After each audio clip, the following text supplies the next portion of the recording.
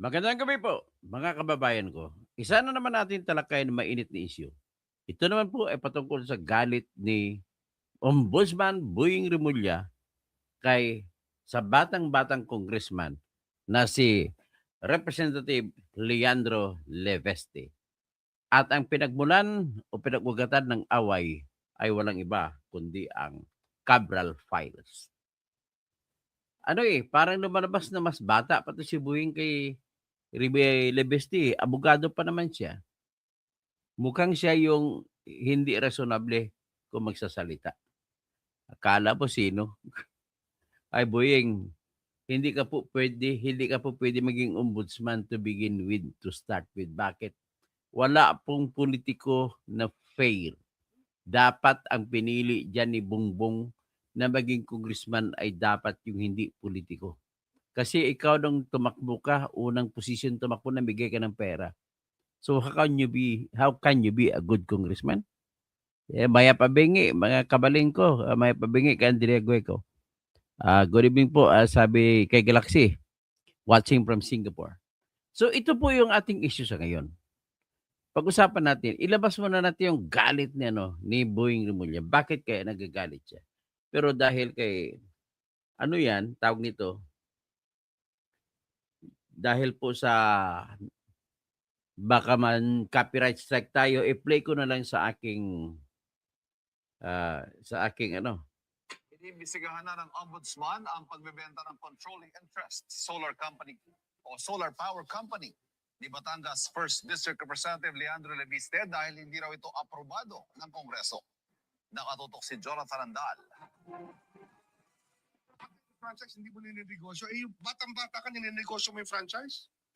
Wala ka ba kahihiyan? Anong klaseng Pilipino yan? Maanghang ang tirada ni Ombudsman Jesus Crispin Rimulya kay Batangas 1st District Representative Leandro Leviste. Sa kanyang radio program kanina umaga, sabi ni Rimulya, iniimbestigahan na ang anyay pagbenta at paglipat ni Leviste sa prangkisa na nakuha ng kumpanya nito sa sektor ng solar energy na hindi anya inaprubahan ng Kongreso. Walang consent ang Congress sa transfer ng franchise na yan. Critical yan. National franchise. National Renewable energy, critical to the national life. Tapos ganun lang. Last flip, may benta mo, flip mo lang. Nanay mo pa, senador. Noong 2019, nakakuha sa Kongreso ng 25-year franchise ang solar company na pag-aari ni Leviste, anak ng nakaupo noong si Senador Loren Legarda. Nitong 2025, ibinenta ni Leviste sa isang power firm ang malaking bahagi ng kanyang shares sa kumpanya na nagkakahalaga ng 18.26 billion pesos.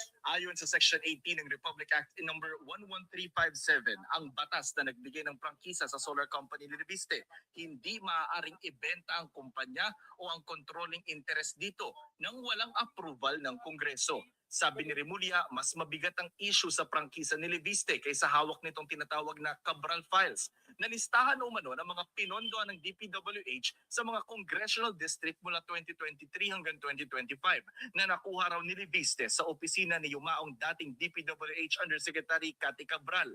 Ilabas niya. Subukan niya ilabas. Ilabas niya. Diba tingnan natin sa the documents he got when Cabral was alive. It's not the same document as when she is dead already. Because there's nobody to authenticate it. This is Congressman Irrelevant na yun. Unless he has other evidence to show that everything there is gospel truth.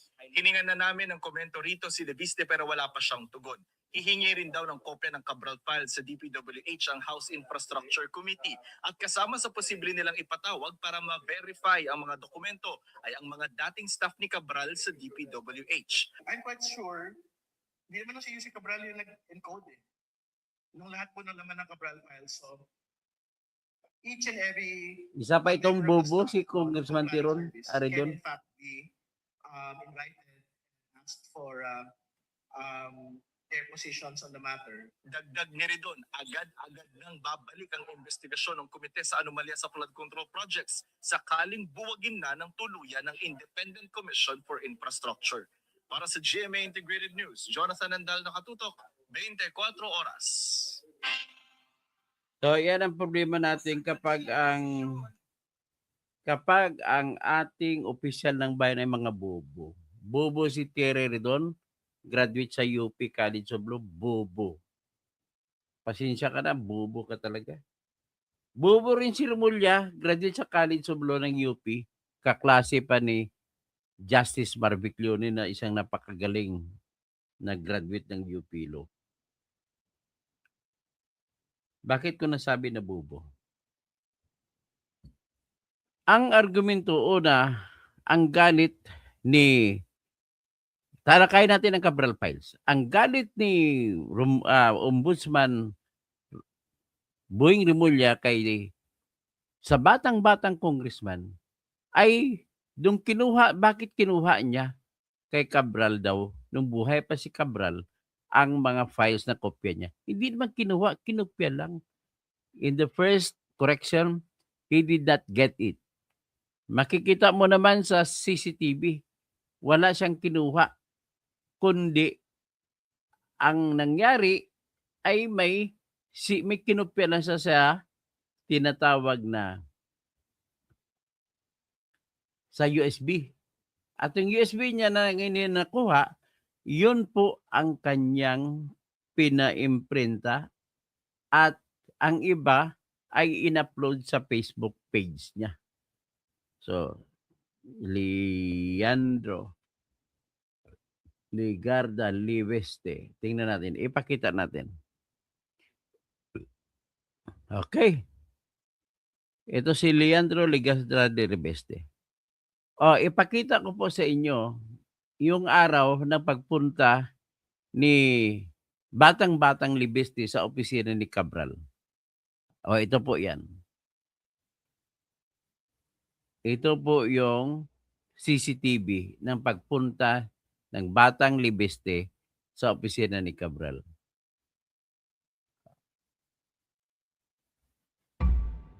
Kuha ito ng pagpunta ni Batangas 1st District Representative Leandro Leviste sa opisina ni dating Public Works and Highways Undersecretary Catalina Cabral noong September 4, 2025. Sa videong ito, nakuha pasado alas 5 ng hapon na. Makikitang lalabas si Leviste mula sa opisina ni Cabral at pupunta sa programming office sa kaparehong floor. Kasunod niya si Cabral. Sa isa pang kuha ng CCTV, lalabas sina Cabral at Leviste mula sa programming office.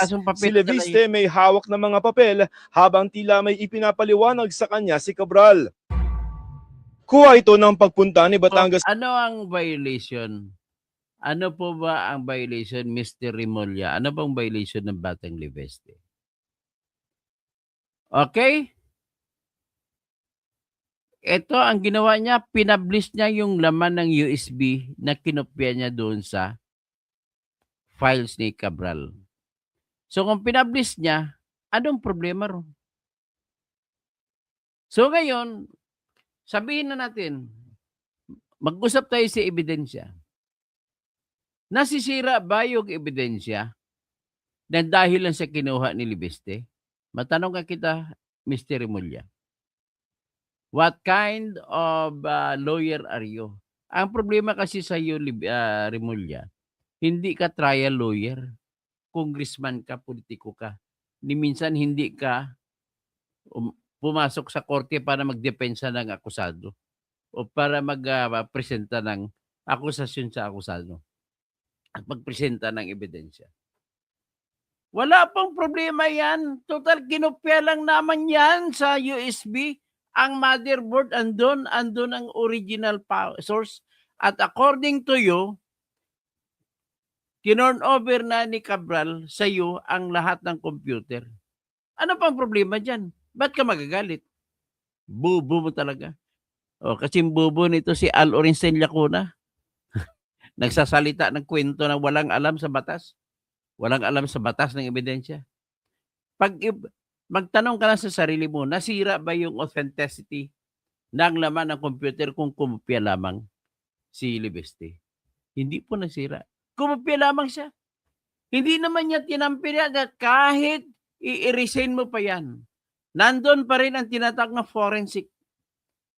Para kang nag-back. Pag-back, babalik ka sa original files. At kung ikaw ay expert sa computer, kaya mong ibalik yung original state. Pero walang issue sa ganun. Kasi ang ginawa lamang ni Libiste, mabilis lamang siya lumabas. At tumistigo pa yung gwardiya ng DPWH na wala siyang dala kahit isang papel.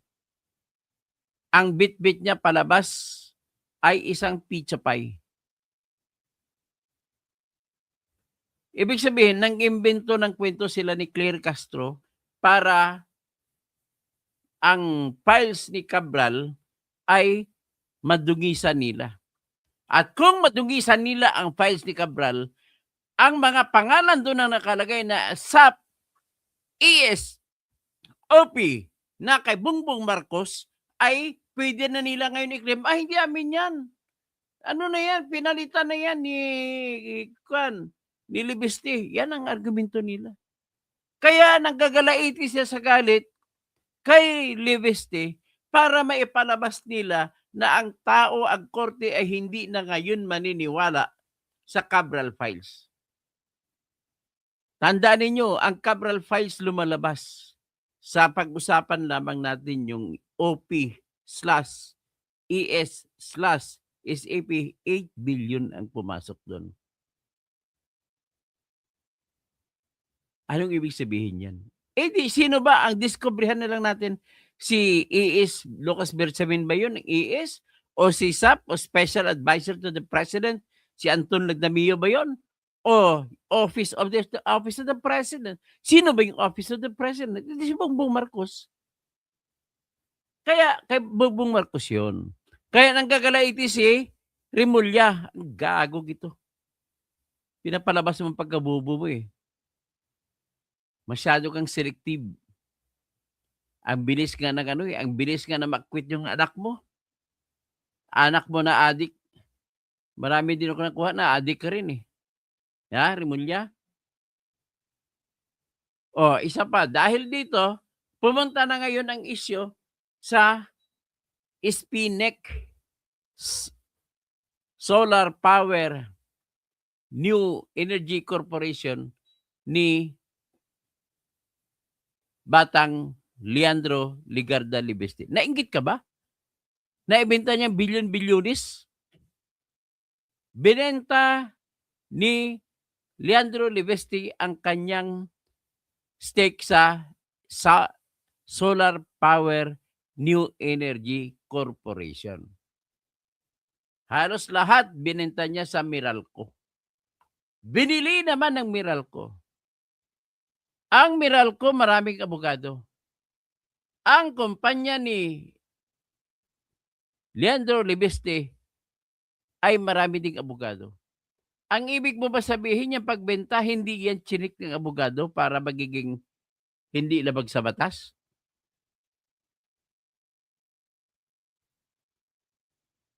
Tapos, nag-raise ng alarm si Ombudsman na imbestigahan daw niya yung pagbenta ng Batang Libiste ng kanyang shares sa kanyang kumpanya sa Meralco. Ang sabi, ang argumento ni Remulla ay bawal ibenta ang kumpanya, ang controlling interest sa isang kumpanya na binigyan ng prangkisa. Dito na lumabas ang kabubuhan ni Remulla. Remulla! Anong klaseng estudyante ka sa College of Law ng UP? Lagi ka bang present o malimit kang absent? Ito yung batas, ipakita ko yung batas na nagbibigay ng prangkisa sa mga kumpanya, na pinapatakbo ni Libiste. Yan. Ipakita ko yung batas. Basahin natin. Republic Act 11357. Bata-bata pa, bilib ako kay Libiste. Batang-bata pa, bilyonaryo na. Hindi ko kaya itong abilidad ng batang ito. At hindi pa nga siya gumraduate sa Yale University. Umalis para maging negosyante. Tingnan natin kung ano ba talaga itong pinasok ng batang ito. Yung batas na pinasa noong September 9, 2019 ay Republic Act 11357. Hindi pala September 9. Ito lang po yung petsa ng pag-publish. Pero, ang batas ay ipinasa noong July 31, 2019. Ayan. Republic Act 11357. So, ang nakalagay, ang title niya, an act, batas, granting Solar para sa Bayan Corporation a franchise to construct, install, establish, operate, and maintain distributed energy resources and microgrids in the remote and unviable or unserved or underserved areas in selected provinces of the Philippines to improve access to sustainable energy. So, being enacted by the Senate and the House of Representatives of the Philippines in Congress assembled. Ayun. Nature and scope of franchise, subject to the provisions of the Constitution and applicable laws, rules and regulations that is hereby granted to Solar. Sinong pinagbigyan ng prangkisa? Ang pangalan ng pinagbigyan ng prangkisa ay Solar para sa Bayan Corporation. Ano ba yung Solar para sa Bayan Corporation? Gusto ko may ipakita yung Solar para sa Bayan Corporation. Para makita naman ninyo kung ano yan Solar para sa Bayan Corporation.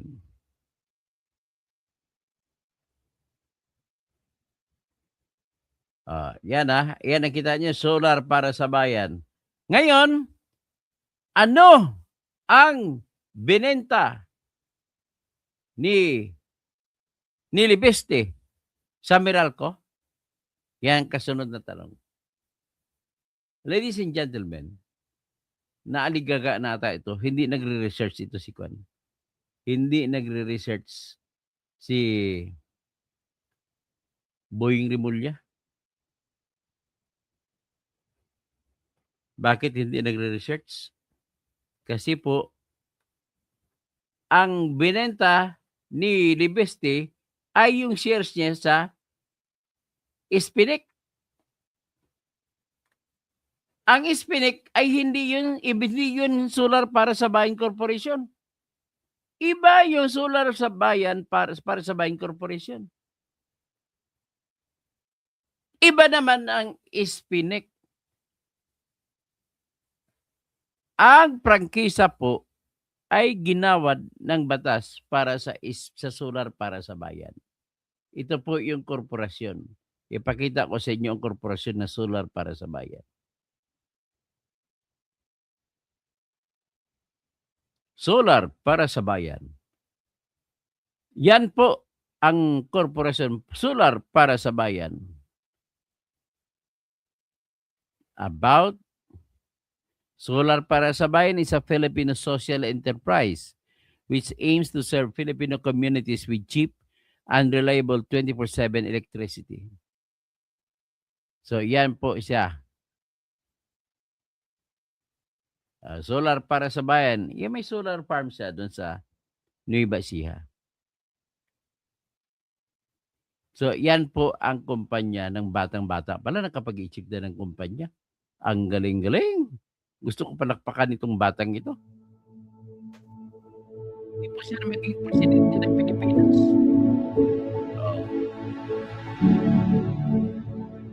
Ayan. Napakagaling na batang yan.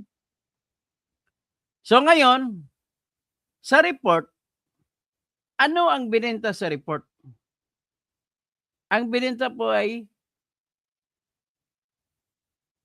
SP New Energy Corporation ang binenta. Itong pangalan naman ng korporasyon na binenta. Hindi yun. Ito yun ang binenta.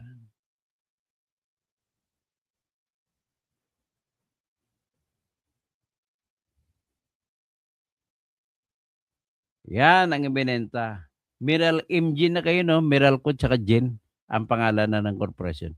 SP New Energy Corporation. So, ang SP New Energy Corporation, ang shares of stocks ni Leandro Libiste ang ibinenta sa SP sa Meralco. Ang binenta niya ay yung share niya sa kumpanya na ang pangalan ay SP or Solar Power New Energy Corporation. Hindi po Solar para sa Bayan Corporation ang binenta. Bobo ka ba?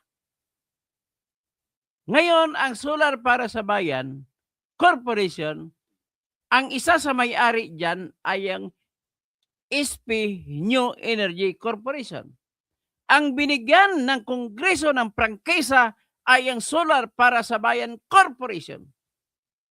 Ibinenta ba ni Libesti ang Solar para sa Bayan Corporation? Hindi.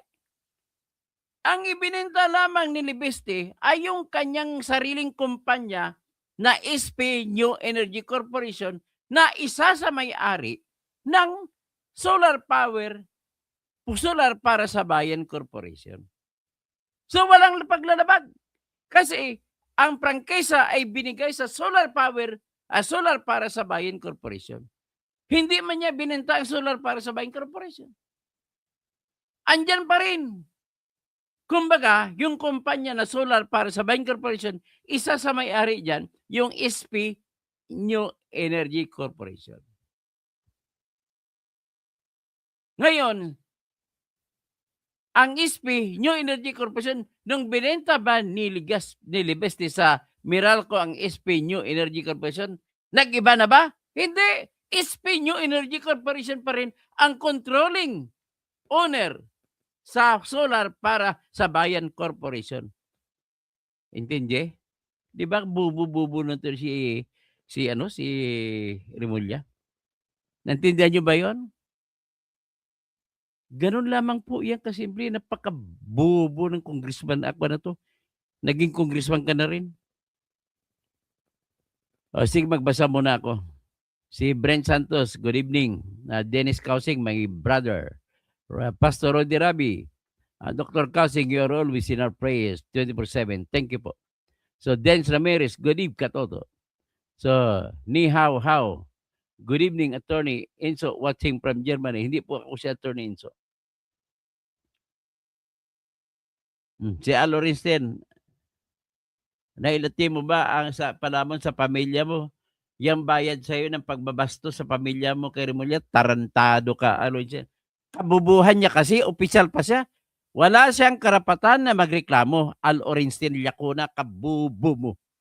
Kapag ikaw po opisyal ng bayan, wala kang karapatang magreklamo kung minumura ka ng taong bayan. Ganun lamang po yan.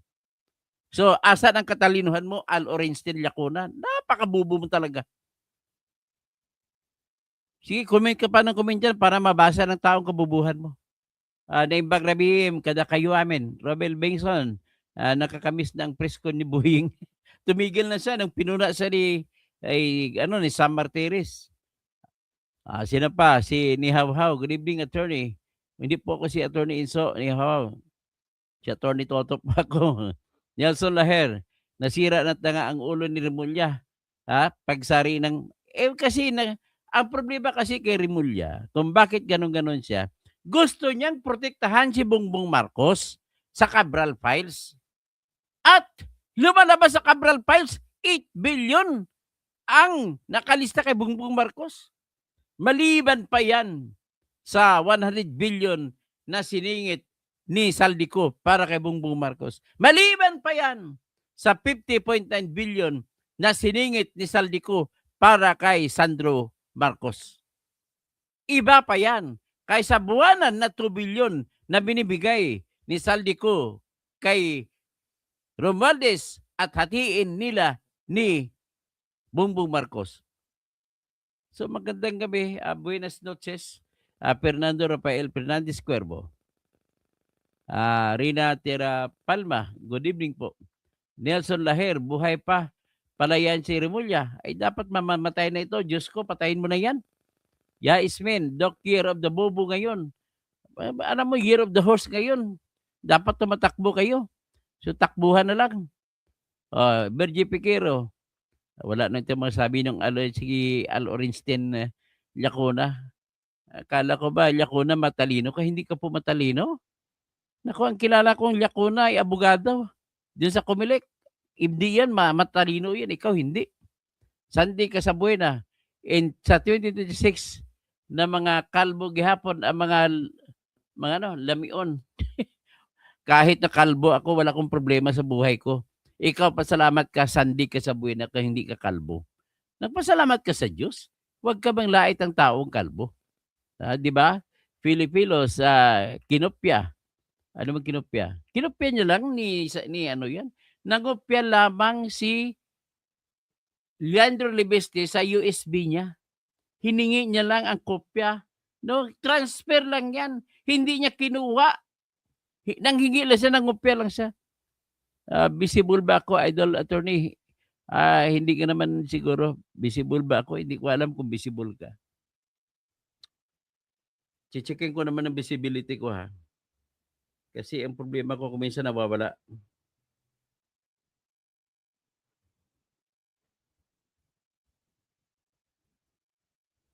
Titignan ko muna. At least visible ako. Sige, tanggalin ko muna itong kumpanya na Spinek ni Libeste. So, very clear na kabubuhan na lumabas sa kabubuhan ni Remulla. Wala akong kami na mumurahin ka. Ito si Aaron Stein, mumurahin ko rin ito eh. Visible ba ko, idol? Pilipinos to good PM. So, Amil Mutalib. Yun, nakakaintindi ito kasi matalino si Amil Mutalib. Nakaintindi siya na wala palang binagbebenta. Ito kasi pareho kami MSU graduate. Siya ay nakatira doon sa MSU Marawi Raha Sulaiman Hall. Ako naman katabi sa Shipper New Boys Dormitory. Room 154 siya, ako room 22. Mga roommate ko doon, mga Maranao. Biro mo, 4 years kami 3 years kami naging roommate. Lumabas kami, graduate kami, nag-iyakan kami, Amil, sa isa't isa nung magkahiwa-hiwalay na nung pag-graduate. Masakit talaga pag nakasama mo sa ilang taon, sa hirap at ginhawa, sa exam, sa pag-study. Oh, grabe. So, sabi ni Jesus Baldo, marunong kang Kapampangan, idol. Thanks. Okay, good morning from Washington State. Attorney Toto. Sa Washington State, sa Seattle. Okay, sa Seattle, si Ernesto Lagrabada. Happy New Year. Diyan sa Seattle. Bernan Murillo, maayong gabi. Toto, Helen Baguio, Galaxy.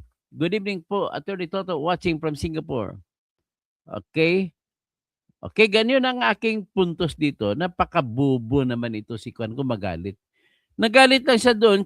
Sinita niya si Libeste sa pagbebenta niya ng kanyang share sa Spinek. Mr. Remulla, please hear it again. You have heard it once. I want you to hear it again. What was sold by Congressman Leandro Legarda Leveste was his shares, majority shares in Spinek or Solar Power New Energy Corporation. Hindi niya pinintay yung Solar para sa Bayan Corporation. Ang Solar para sa Bayan Corporation po, ang setup, isa sa may-ari ay ang Spinek. So, umiba na ba nag-iba ba ang may-ari ng Solar para? Ganon pa rin, Spinek pa rin. Kahit napalitan na Meralco ng may-ari ng Spinek, Spinek pa rin ang may-ari. Kabubuhan talaga. Nagagalit ka lang kasi madidiin na sa Cabral file sa mga boss mo, si Romualdez at saka si BBM. Nelson Lahir nasira ng mga ulo ng Remulla. Pastor Rodi Rabi. Tapos Robin Bengson.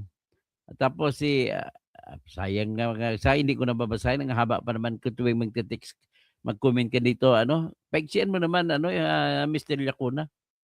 Dennis Ramirez, Rodi Rabi, sino pa si Brent Santos, Ara Sausa. Good evening, Attorney. God protect and guide you always. Selma Tariman. Hindi naman ako troll, Attorney. Di mo ako nababasa. Ganun ba? Okay. Jomel Lubidisi. Good evening po. Argo, host, ina-attack ka na naman ng trolls. Hayaan mo na lang yan. Libistis motive, sabi naman ni Steve. Tingnan natin ang argumento ninyo laban kay Libisti, ha? Sabi naman ni Steve, Libistis motives may be questioned because he released information to the media, to public before officially submitting it to the office. Well, with due respect naman, Mr. Steve, no, kung sino man ka, hindi po nababago ang mukha ng dokumento kung i-share man yan ni Libisti. Mas maganda nga i-share kasi alam ng publiko. At kung na-share na po, Steve, hindi na kayang baguhin. Pero kung hindi pa niya na-share, pwede pang baguhin. Ganun lang ako kasimple. So, ibig sabihin, we have to be thankful that this very young congressman na isa sa mga bagong gumbursa ng bansa, na kasama na si Congressman Eli San Fernando at si Congressman Kiko Barsaga. We have to be thankful that he thought of it, of releasing it on his Facebook. Otherwise, kung hindi niya ni-release, ay pwede pang baguhin ng ombudsman yung sinuko na kopya sa ombudsman para paboran si BBM. Paboran kung sino mang mga congressman na gusto ng paboran. Ganun lang ho, kasimple lang yan. Kaya we have to pray for Leandro Ligarda Leveste na hindi siya, kasi pinag-initan na siya talaga. At bakit naman siya pinag-initan ng gusto? Cabral Files lang yan, pag-initan ka. Anong meron niya sa Cabral Files? Obviously, malaki. Hindi natin alam pero may explosion na mangyayari dyan. Pwede mo sabihin na yan po ay missile. The most powerful missile yan. Pwede mo sabihin it is a weapon of mass destruction. Ang matutuban yung mga politiko. So, Frank Shane, Sionco, Bininati. Good evening, Dr. Toto. Always watching from Ontario, Canada. Wala na sa tamang pag-iisip sa buwing. Fault finding na lang ang ginagawa niya. Tama po kayo. Argo, host, na-discuss mo na ba yan kay Enrique Rason? Na-discuss ko na yung kay Enrique Rason, pero marami pa kung dapat i-discuss tungkol kay Enrique Rason. Pero may naumpisa na po ako. Pakitingin na lang po sa aking files. Judith Nangpi Aradanas. Lahat ng kumakalaban sa admin na ito, pilit sinisilipan ng ikakaso para lamang matatahimik nila. Ganun nga. Because they want to protect Bongbong Marcos, Romualdez, and their allies. So, Lidio Catalan, tama ka. Mimi Authority, good evening, Sir Toto. So, yan lang po ating masasabi dyan. That Mr. Rimulya is an idiot. Ang sabi niya, he says that Congressman Leandro Ligarda Leveste committed the mistake or a violation against Republic Act 11357. When Leveste sold his shares to Meralco. Ano bang binenta ni Leveste? Ang binenta po ni Leveste ay yung kanyang shares of stock sa SPNEC na korporasyon. Solar Power New Energy Corporation. Yun lang ang binenta niya. Hindi niya po binenta ang Solar para sa Bayan Corporation. Ang Solar para sa Bayan Corporation, ang majority owner po niyan ay yung SPNEC. Therefore, hindi nilipat kung sino may-ari ng Solar para sa Bayan, kundi SPNEC pa rin. Kahit ng SPNEC naman ay nagbago ang anyo kung sino ang may-ari. Meralco. At mabagaling naman ang Meralco magpatakbo. Di ba? Engineer Ronnie Apirotso. Yung president ng Meralco na roommate ko rin dati sa Mindanao State University. Si Engineer Ronnie Apirotso, no? Si Engineer Ronnie Apirotso, junior namin yan. At nag-aral sa electrical engineering sa MSU Marawi. At Amil, number 1 sa electrical board engineer examination si Engineer Ronnie Apirotso na siyang president ngayon ng Meralco. So we have to be proud MSU 1 kasi MSU 1 ang president ng Meralco. Ganon kagaling po ang MSU graduates. So, having said so, nais ko lamang sa inyo may sabi na ulitin ko lang, naghahanap ng butas ito si Remulla dahil sa Cabral Files. Takot na takot siya kung ang Cabral Files ay naipalimbag na niya sa Facebook niya nitong si Lebeste. Marami na tayong nakita. So gusto ni Remulla sisirain ang kredibilidad ng naipublish na Cabral Files. At para naman maproteksyonan niya si BBM. Itong kinagalit niya talaga doon yung nailabas yung ESOP tsaka SAP na nagpasingit ng 8 billion. Yun talaga ang kinatatakutan ni Remulla niyan. Okay? So hanggang dyan lang muna tayo. At talagang may protektahan talaga, sabi ni Romel Bengso ni Kabsat. Naimbag rabi, mga kadakayo amin, mga kabalen, maya pabegi. Sa mga kamag-anak ko dyan sa Pangasinan, Masanto Silabi. Kay Jaime Aquino, Masanto Silabi, sa Mapandan. Okay? Hanggang dyan lang muna tayo ngayon. Si Rosalinda Villanueva, Doktor, sanang na-file mo nga na meron po, i-report ko siguro mamaya kung anong status ng kaso kay Erwin Tulfo. Kasi marami nating interesado. At sinisiguro ko na mananalo na ako nito. Kay Erwin Tulfo. Mamaya, abangan nyo po. Magandang gabi po sa inyo lahat.